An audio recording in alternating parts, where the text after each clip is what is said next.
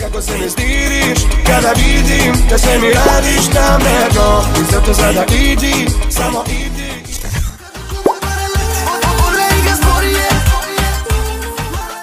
Živim život kao da mi je svaki dan rođendan. To se uvija, to žvija poput dijamanta sija, izgleda ko Barbie. Trebalo je da prečutim ti sve vrele poruke da sklonim. Da nisi, jesi, još si sa mnom ti.